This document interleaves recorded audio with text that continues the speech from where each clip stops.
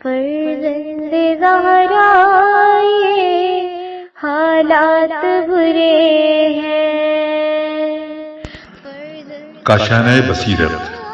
ایک ایسا مکمل یوٹیوب چینل جس پر محروم بصارت کے لیے بالخصوص اور تمام افراد کے لیے بالعموم سینکڑوں کی تعداد میں اسلامی کتب دستیاب ہیں۔ لہذا گزارش ہے کہ آپ اپنی ذمہ داری نبھاتے ہوئے کاشانہ بصیرت کو سبسکرائب کرنے کے ساتھ ساتھ بیل آئیکن کو پریس کیجئے تاکہ آپ علم کے حصول کے ساتھ ساتھ مذہب اہل بیت کی اشاعت میں بھی اہم کردار ادا کرتے رہیں۔ کاشانہ بصیرت۔ فرزند زہرا یہ حالات برے ہیں۔ بسم اللہ الرحمن الرحیم۔ السلام علیکم۔ یہ کتاب آپ کے لیے کاشانہ بصیرت کی یوٹیوب چینل کی جانب سے ریکارڈ کی جا رہی ہے۔ نامی کتاب حیات القلوب، جلد سوم، در بیان امامت، مؤلفہ علامہ سید محمد باقر مجلسی علیہ رحمہ۔ اب ہم کتاب کا پارٹ نمبر 8 پڑھیں گے۔ پہلا باب کی 8ویں فصل حدیث ثقلین اور اسی کے مثل حدیثوں کا تذکرہ کا بقیہ حصہ، صفحہ نمبر 81۔ ابن بابویہ نے بسند معتبر ابن عباس سے روایت کی کہ رسول خدا صلی اللہ علیہ وسلم نے فرمایا کہ جو شخص میرے دین پر اعتقاد رکھے اور میرے طریقے پر عمل کرے اور میری سنت کی پیروی کرے، اس کو چاہیے کہ میرے اہل بیت میں اماموں کا اعتقاد بھی رکھے جو میری تمام امت سے بہترین۔ یقیناً اس امت میں ان کی مثال بنی اسرائیل کے باب حتہ کی سی ہے۔ اور ایونر اخبار الرضا میں بسند دہائے معتبر بسیار حضرت سے روایت کی کہ رسول خدا نے فرمایا کہ تمہارے درمیان میرے اہل بیت کی مثال سفینہ نوح کی سی ہے۔ جو اس کشتی میں اہل بیت کی مطابعت میں سوار ہوا اس نے نجات پائی، اور جس نے اسے روگردانی کی اس کو پس گردن سے قتل کر کے آتش دوزخ میں ڈال دیں گے۔ اسی حدیث کو ابن اسیر نے جو عامہ کے بہت بڑے عالموں میں سے ہیں نہایہ میں نقل کیا اور صحیفہ رضا علیہ السلام میں ہے، اور عیاشی نے امام رضا علیہ السلام سے تفسیر آیہ پارہ نمبر 1 سورہ بقرہ آیت نمبر 50 کے بارے میں روایت کی کہ حضرت امام محمد باقر علیہ السلام نے فرمایا کہ تمہارے لیے باب حتہ ہم ہیں۔ مؤلف فرماتے ہیں، کتاب کا حوالہ ہے، مؤلف فرماتے ہیں کہ مفسرین و مورخین کے درمیان دخول باب حتہ میں بہت اختلاف ہے، اور مشہور جو کچھ ہے وہ یہ ہے کہ حضرت موسیٰ کی وفات کے بعد 40 سال میں تیہ کی مدت تمام ہوئی۔ آپ کے وصی حضرت یوشع بن اسرائیل کو قوم عمالقہ سے جنگ کے لیے شہر ایریہ میں لائے جو ملک شام میں سے، تاکہ فتح کریں۔ جب فتح کر لیا اور عمالقہ کو قتل کر چکے اور بلاد شام پر متصرف ہو گئے تو خدا نے ان کو حکم دیا کہ تواضع اور انکساری کے ساتھ استغفار کرتے ہوئے اپنے سروں کو جھکائے ہوئے شہر ایریہ میں داخل ہو، جیسا کہ خداوند عالم ارشاد فرماتا ہے۔ پارہ نمبر 1 آیت نمبر 58 سورہ بقرہ۔ اکثر مفسرین نے سجدے سے خم ہونے اور عاجزی اور انکساری ظاہر کرنے سے تفسیر کی اور حتتن کے یہ معنی بیان کیے کہ حتتن انا خطایا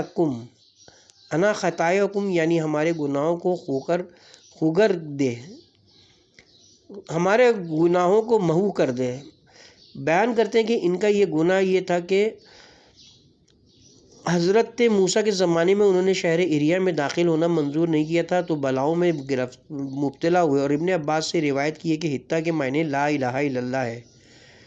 اور سینزد المحسنین کا مطلب ہے کہ ہم عنقریب نیک لوگوں کی نیکی میں اضافہ کر دیں گے۔ پھر ان لوگوں نے جنہوں نے اپنی جانوں پر ظلم کیا اس بات کو بدل دیا جو ان سے کہی گئی تھی کہ کہیں وہ لوگ خم نہ ہوئے اور اپنے بستروں کو اس پر بیٹھتے ہوئے کھینچتے چلے، اور حتہ کے معنی حزہ سمقانہ یعنی خدا کے حکم کا مذاق اڑانے کی غرض سے یہ کہتے ہوئے چلے کہ ہم سرخ گندم چاہتے ہیں۔ اس پر خدا نے ان کو تاریکی اور طاعون میں مبتلا کیا اور ایک ساتھ میں 70,000 اشخاص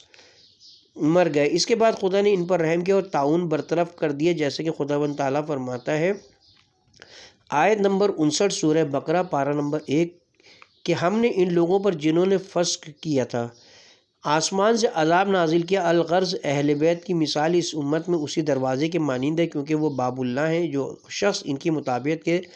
دروازے میں داخل ہوتا ہے دنیا اور آخرت کے عذاب سے نجات پاتا ہے، اور جو شخص ان کی امامت کے اقرار اور ان کی پیروی سے روگردانی کرتا ہے وہ ہلاک معنوی کے ساتھ ہلاک ہوتا ہے اور گمراہ ہوتا ہے، اور دنیا و آخرت میں دردناک عذاب سے معذوب ہوتا ہے۔ اور جلد اول میں تفسیر امام سے گزر چکا تفسیر امام سے ذکر ہو چکا ہے کہ حق تعالیٰ نے محمد و علی علیہ السلام کی صورتیں دروازے شہر پر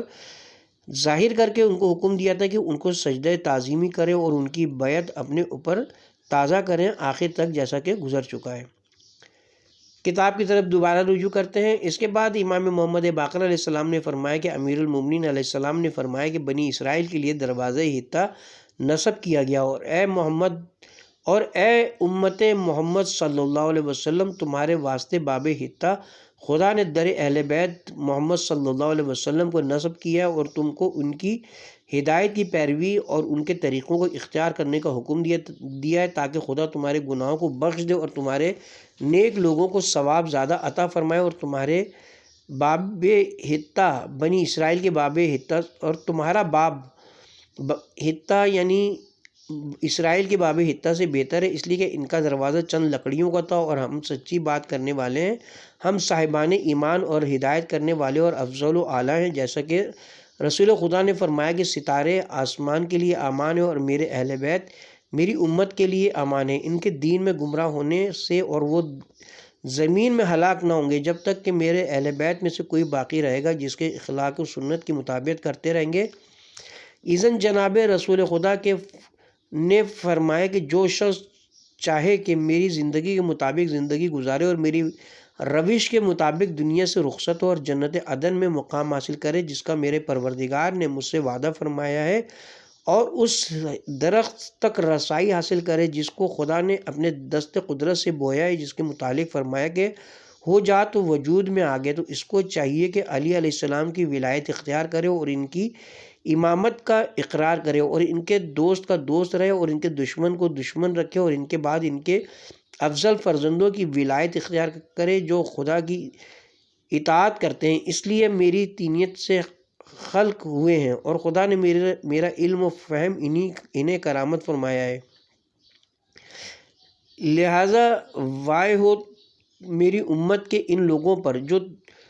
جو ان کے فضل کی تکذیب کرے اور ان کے ساتھ میرے حق کی رعایت نہ کرے، خدا ان کو میری شفاعت نصیب نہ کرے۔ حدیث سفینہ نوح کو سید نے طرائف میں کتاب ابن مغازلی شافعی سے کئی طریقے پر ابن عباس اور سلمہ ابن علقو ابو ذر وغیرہ سے روایت کی، اور حدیث سفینہ اور حدیث باب حطہ کو سلیم ابن قیس نے حضرت علی بن ابی طالب سے روایت کی ہے، اور حضرت سے عرض کی کہ میں نے ان حدیثوں کو 100 سے زیادہ فقہائے صحابہ سے سنی ہے۔ ابن بابویہ نے امالی اور اکمال الدین میں ابن عباس سے روایت کی ہے کہ رسول خدا نے حضرت علی ابن ابی طالب سے فرمایا کہ یا علی، میں حکمت کا شہر ہوں اور تم اس کے دروازہ ہو، اور شہر میں داخل ہونا ممکن نہیں مگر اس کے دروازے سے، اور جو شخص تم کو دشمن رکھتا ہے وہ غلط دعوے کرتا ہے کہ مجھ کو دوست رکھتا ہے، کیونکہ تم مجھ سے ہو اور میں تم سے ہوں، تمہارا گوشت میرے گوشت سے، اور تمہارا خون میرے خون سے، اور تمہاری روح میری روح سے، اور تمہارا باطن میرے باطن سے، اور تمہارا ظاہر میرے ظاہر سے۔ تم میرے بعد میری امت کے امام اور میری امت پر میرے خلیفہ و جانشین ہو۔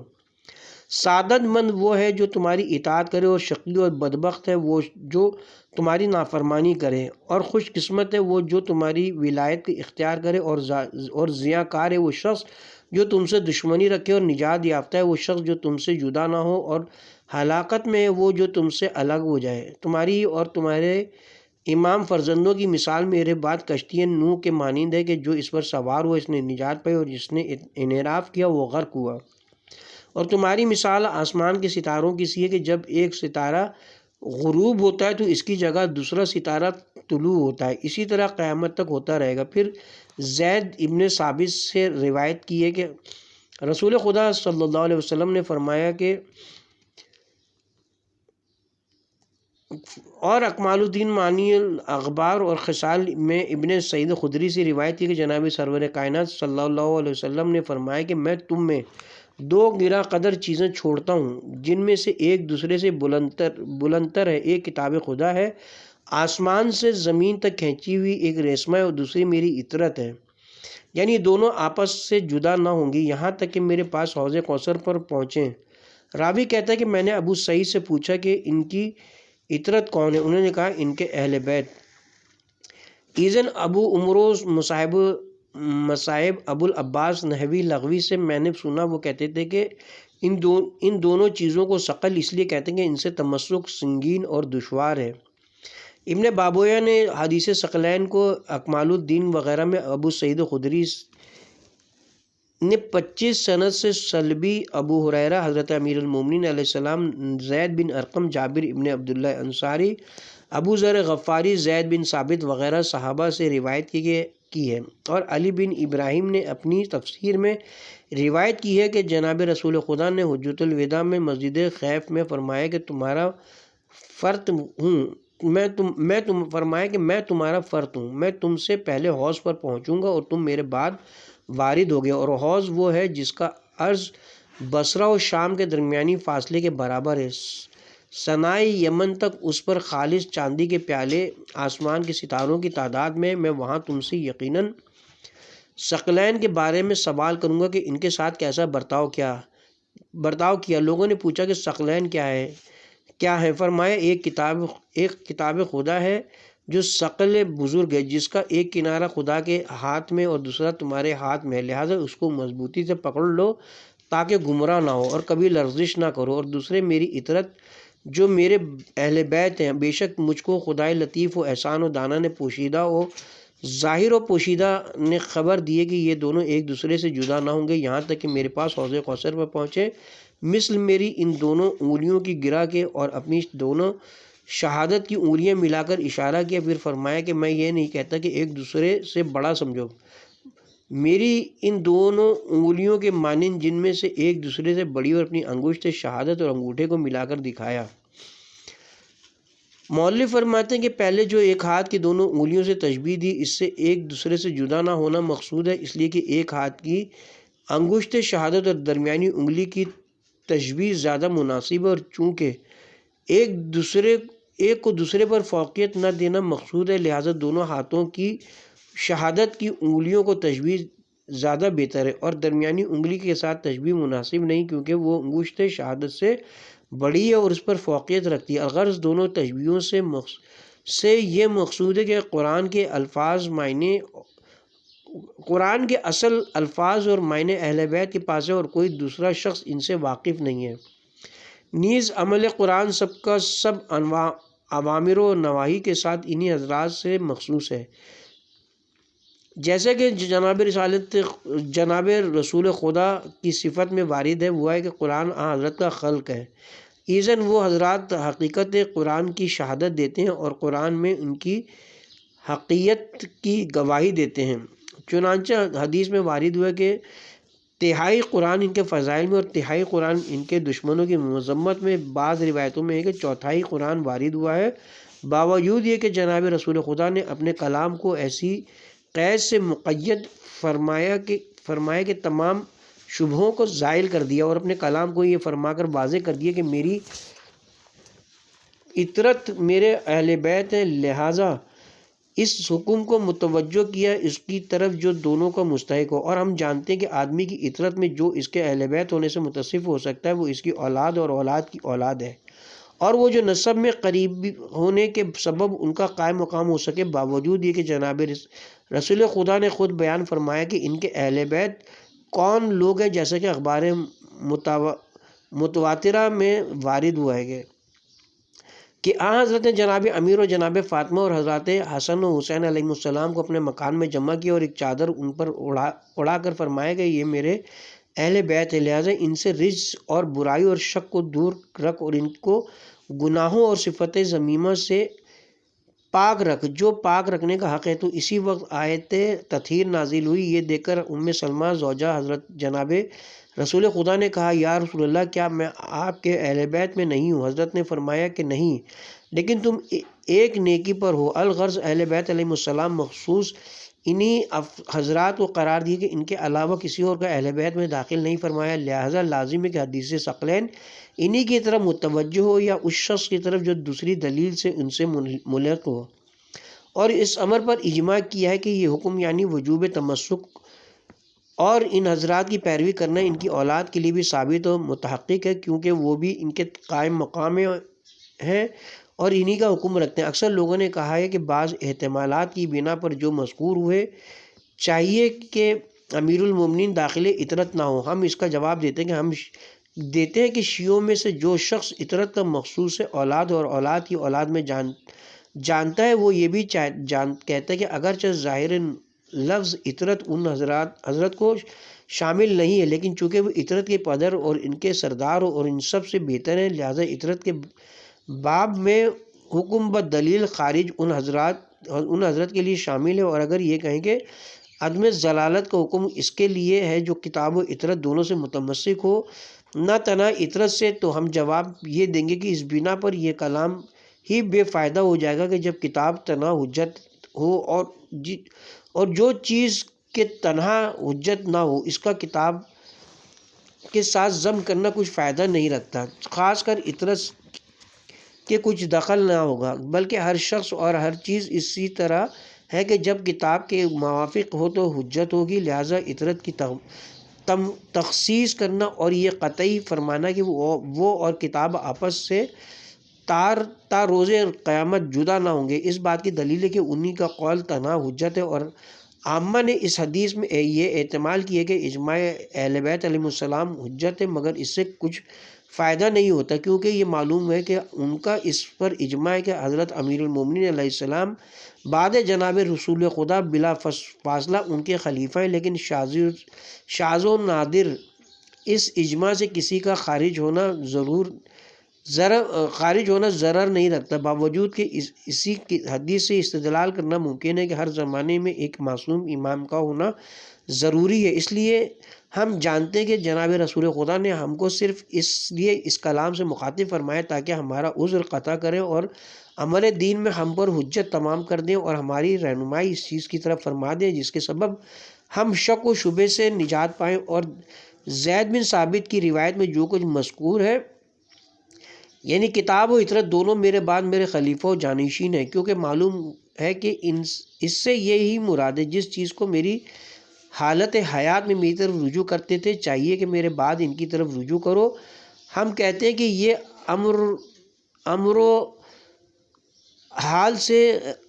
امر دو حال سے خالی نہیں، اول یہ کہ ان کا اجماع حجت ہے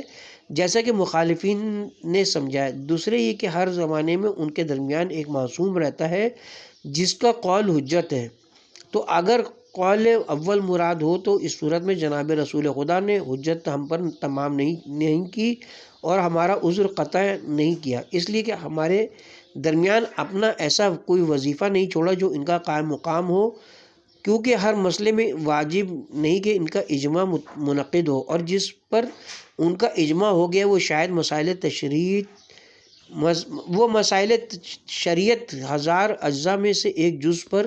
ہوا ہو، لہٰذا کس طرح شریعت میں ہم پر حجت تمام ہوتی ہے اس شخص کے بارے میں جس سے ہماری کوئی حاجت پوری نہیں ہو سکے، لیکن بہت میں سے کم، اس لیے یہ دلیل اس پر ہے کہ اہل بیت رسول میں سے ہر زمانے میں ایک حجت کا ہونا لازمی ہے جو معصوم ہو اور اس کے کلام پر اطمینان قطعی حاصل ہو، اور یہ وجود حجت پر مجملاً دلیل ہے اور خاص کی دلیلوں سے اتفاق معلوم ہوتی ہے۔ اور چونکہ حضرت نے فرمایا ہے کہ وہ دونوں قیامت تک آپس سے جدا نہ ہوں گی، تو کتاب کا حکم اور اس کی اصل قیامت تک باقی ہے، لہٰذا چاہیے کہ وہ حجت بھی اس صفت کے ساتھ باقی رہے اور ہر زمانے میں اس کی ایک فرد موجود ہو۔ مؤلف کہتا ہے کہ بلکہ حجت کی احتیاج کتاب کی احتیاج سے زیادہ ہے، کیونکہ ظاہر قرآن سے احکام شرع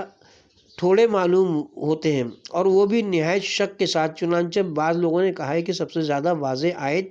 قرآن مجید میں وضو کی آیت ہے، لیکن اس میں بھی 80 شبہے ہیں، لہذا شریعت کی اکثر اصل اور عمدہ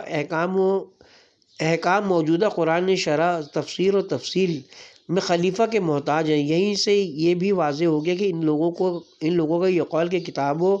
اطرت دونوں کے ساتھ رجوع ممکن نہیں، کیونکہ تمام احکام قرآن سے ظاہر نہیں ہوتے، اور جو معلوم ہوتے ہیں وہ بھی تشابہ کی وجہ سے لوگوں پر مشتبہ رہ جاتے ہیں، لہٰذا ان دونوں کے ساتھ ان کا عذر قطعی نہیں ہوتا۔ لیکن اس عبارت کا امامت و خلافت پر اور اطاعت کے واجب ہونے پر نص کرنا تو جو شخص تھوڑی عقل اور انصاف سے متصف ہوگا وہ بھی اس میں شک نہیں کر سکتا۔ جیسے اگر کوئی بادشاہ یا حاکم شہر سے باہر جائے اور کہے کہ فلاں شخص کو میں تمہارے درمیان چھوڑے جاتا ہوں، تو اس سے سوائے اس کے اور کچھ نہ سمجھا جائے گا کہ جس طرح میری اطاعت کرتے ہوئے چاہیے کہ اس کی اطاعت بھی کرو، اور جیسے کہ کوئی شخص اپنے گھر سے سفر کا ارادہ کرے اور کہے کہ فلاں شخص کو تمہارے درمیان چھوڑے جاتا ہوں، تو اس کا یہ قول کیا اس بات پر دلالت نہیں کرتا بجوز کہ وہ میرا وکیل ہے اور میرے گھر کا اس کو اختیار ہے، خاص کر اس وقت جبکہ وہ پہلے کہے کہ میں بھی تمہاری طرح ایک بشر ہوں اور بہت جلد اپنے خدا کی دعوت قبول کرنے والا ہوں۔ اس کے بعد کہے کہ میں تمہارے درمیان کتاب اور اپنی اطرت چھوڑے جاتا ہوں، اور جو اکثر احادیث مذکورہ میں اطرت پر کتاب کی فضیلت وارد ہوئی ہے، تو اسی طرح دوسری بہت سی حدیثوں سے کتاب پر اطرت کی فضیلت ظاہر ہوتی ہے، لہٰذا ان کو مطابق کرنا اشکال سے خالی نہیں ہے۔ اس فقیر مراد خود اپنی ذات کے دل میں ایک واضح دلیل پیدا ہوئی ہے، جس کو تفصیل کے ساتھ میں نے کتاب عین الحیات میں ذکر کیا ہے۔ مجمولاً یہ قرآنی الفاظ کے معنی ظاہر و باطن بہت ہیں، 7 بطن سے 70 بطن تک ہیں، اور بہت سی حدیثوں کے موافق لفظ قرآن اور سارا قرآن اہل بیت علیہ السلام سے مخصوص ہے، اور بہت سی حدیثیں اس بات پر دلالت کرتی ہیں کہ قرآن کے معنی خصوصاً اس کے باطنی معنی اہل بیت علیہ السلام سے مخصوص ہیں، بلکہ علم ما کان ما یکون قیامت تک اور جمع شرائط و احکام قرآن میں موجود ہیں، اور اس کا علم ان کے پاس محفوظ ہے، لہٰذا کامل قرآن کے حامل یہی نفوس قدسیاں ہیں۔ اسی طرح تمام احکام و شرائع قرآن پر عمل انہی حضرات سے مخصوص ہے، اس لیے کہ وہ تمام گناہوں سے پاک و معصوم ہیں اور تمام کمالات بشری سے متصف ہیں۔ اسی طرح قرآن کا زیادہ حصہ ان کی مدح میں اور ان کے مخالفوں کی مذمت میں ہے، جیسا کہ پہلے مذکور ہو چکا۔ بھائی معنی نیز واضح ہے کہ ہر صفت کمال کی تعریف جو قرآن میں واقع ہے اس صفت سے متصف افراد کی مدح کی طرف پھرتی ہے، اور اس کمال صفت کے باحسن وجوہ مالک یہی حضرات ہیں، اور ہر برائی کی مذمت جو وارد ہوئی ہے اس سے موصوف لوگوں کی مذمت کی جانب پھرتی ہے جو ان حضرات کے دشمن ہیں، اور چونکہ قرآن قائم ذات کوئی شخصیت نہیں ہے بلکہ ایک عرض ہے جو مختلف محلوں میں مختلف صورتیں رکھتا ہے، چنانچہ پہلے ملک علام کے علم میں تھا، پھر لوح محفوظ پر ظاہر ہوا، اس جگہ سے حضرت جبرائیل پر منتقل ہوا، پھر خدا کی جانب سے بلا واسطہ یہ جبرائیل کے ذریعے سے روح مقدس اور قلب منور حضرت رسالت مآب صلی اللہ علیہ وسلم پر نازل ہوا، یہاں سے آپ کے اوصیاء اور مومنین کے قلب میں آیا اور کتابی شکل میں جلوہ نما ہوا۔ تو حقیقت میں اصل قرآن کی حرمت ہے، اسی کے سبب سے ان مقامات کو جہاں وہ ظاہر ہوتا رہا قابل احترام بناتا رہا، اور جس جگہ اس کا ظہور زیادہ ہے وہ زیادہ قابل احترام ہے۔ اسی طرح وہ روشنائی اور وہ تختی اور وہ کاغذ جس پر قرآنی الفاظ نقش کیے جاتے ہیں، حتیٰ کہ وہ جلد جو قرآن کے نقش شدہ الفاظ پر چڑھائی جاتی ہے جو قرآن کی پست ترین ظہور کا محل ہے، اس کی بھی اتنی حرمت ہو جاتی ہے کہ اگر کوئی شخص اسے بے ادبی کرے تو وہ کافر ہو جاتا ہے۔ لہٰذا جس مومن کا قلب حامل قرآن ہوتا ہے اس کی حرمت قرآن کے الفاظ و کاغذ سے زیادہ ہوگی، جیسا کہ وارد ہوا ہے کہ زمین کی حرمت قرآن سے زیادہ ہے، جیسا کہ وارد ہوا ہے کہ مومن کی حرمت قرآن سے زیادہ ہے، اور مضامین و اخلاق حسنہ قرآن جس قدر مومن میں زیادہ ظاہر ہوگا اسی قدر اس کے زیادہ احترام کا باعث ہوگا، اور جس قدر اچھائیوں سے اور جس قدر اچھائیوں کے بجائے گناہ اور ذلیل طور و طریقے کبھی کسی میں ظاہر ہوں تو یہ قرآن کے ظاہر کے نقصان کا سبب ہوگا۔ الغرض یہ مراتب ظہور قرآن اور اس کے اوصاف زیادہ ہوتے جاتے ہیں، یہاں تک کہ جب یہ ظاہر مراتب قرآن حضرت اور ان کے اہل بیت علیہم السلام تک پہنچتا ہے تو اس وقت اپنے درجہ انتہا کو پہنچتا ہے۔ اس لیے اگر حقیقت کی نظر سے دیکھا جائے تو حقیقی قرآن یہی بزرگوار ہیں جو قرآن کے الفاظ کا محل اور اس کے معنی اخلاق کا مقام ہے۔ جیسا کہ تم کو معلوم ہوا کہ قرآن اس چیز کو کہتے ہیں جس میں قرآن کے نقوش ہوں، اور قرآن کے نقوش کامل طور سے لفظ و معنی کے لحاظ سے انہی بزرگوار کے قلوب مطہر ہیں۔ جیسا کہ حضرت امیر المومنین علیہ السلام نے فرمایا کہ میں قرآن ناطق ہوں، اس مضمون پر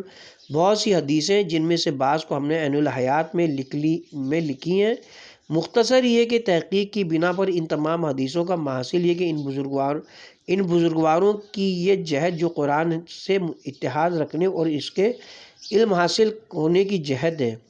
تمام جہدوں سے افضل و بہتر ہے، جیسے کہ خداوند عالم ارشاد فرماتا ہے وَفَضَّلْنَاهُمْ عَلَى الْعَالَمِينَ، پارہ نمبر 25 سورہ جاشیہ آیت نمبر 16۔ ہم نے ان کو علم کی جہد سے تمام عالمین پر فضیلت دی ہے، اور ان بزرگواروں کے تمام جہاد جو مثل ان کے انصاب شریفہ یا ان کے متعلق نصوص وغیرہ کے ہیں، اگرچہ ان کو بھی جہاد قرانیت میں داخل کر سکتے ہیں، لیکن قرآن کی تمام جہاد میں سب سے بہتر جہد علم ہے۔ اس کے ساتھ ہی یہاں پہ حاشیہ اپنے اختتام کو پہنچا، کتاب کی طرف رجوع کرتے ہیں۔ ابن بابویہ نے اپنی اکثر کتابوں میں حضرت سید الشہداء سے روایت کی کہ لوگوں نے جناب امیر المومنین علیہ السلام سے دریافت کیا کہ اطرت کون ہے؟ فرمایا میں حسن حسین اور حسین کے فرزندوں میں سے 9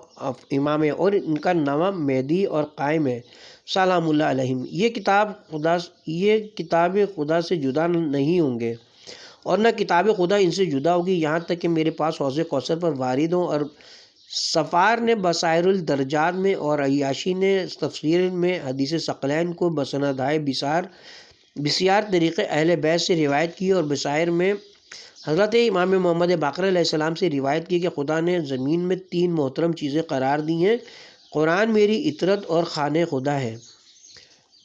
لیکن قرآن میں لوگوں نے تحریف کی اور تغیر کر دیا، اسی طرح کعبے کو بھی لوگوں نے خراب کیا اور یوں ہی میری اطرت کو قتل کیا، اور یہ تینوں خدا کی امانتیں تھیں اور ان سب کو لوگوں نے ضائع کیا۔ واضح ہو کہ حدیث ثقلین اور سفینہ باب حتہ یہ تینوں متواتر ہیں، اور ائمہ کے تمام لغوی حضرات نے اس کو نقل کیا، اور ابن اسیر نے نہایہ میں کہا ہے کہ حدیث میں وارد ہوا ہے انی تارک فیکم الثقلین کتاب اللہ و اطرتی، تو ان کو ثقل کیوں فرمایا؟ اس لیے کہ ان سے تمسک کرنا اور عمل کرنا سخت و دشوار تر ہے، اور ہر عمدہ و بہتر چیز کو ثقل کہتے ہیں، اسی لیے ان کا نام ثقل رکھا کیونکہ وہ نہایت عظیم القدر و مرتبت ہے۔ پھر نہایہ میں کہا ہے کہ حدیث میں ہے کہ اور قاموس میں ہے کہ ثقل محرکہ ہر نفیس چیز ہے جس کو لوگ حاصل کر کے پوشیدہ رکھتے ہیں، لہٰذا یہی معنی ہیں انی تارک فیکم ثقلین کتاب اللہ و اطرتی ہے۔ سید مرتضیٰ نے شافعی میں روایت میں تحریر فرمایا ہے کہ حدیث ثقلین کی صحت پر یہ دلیل ہے کہ تمام امت نے اس کو قبول کر لیا، اور سوائے تعویل کے اس کی صحت میں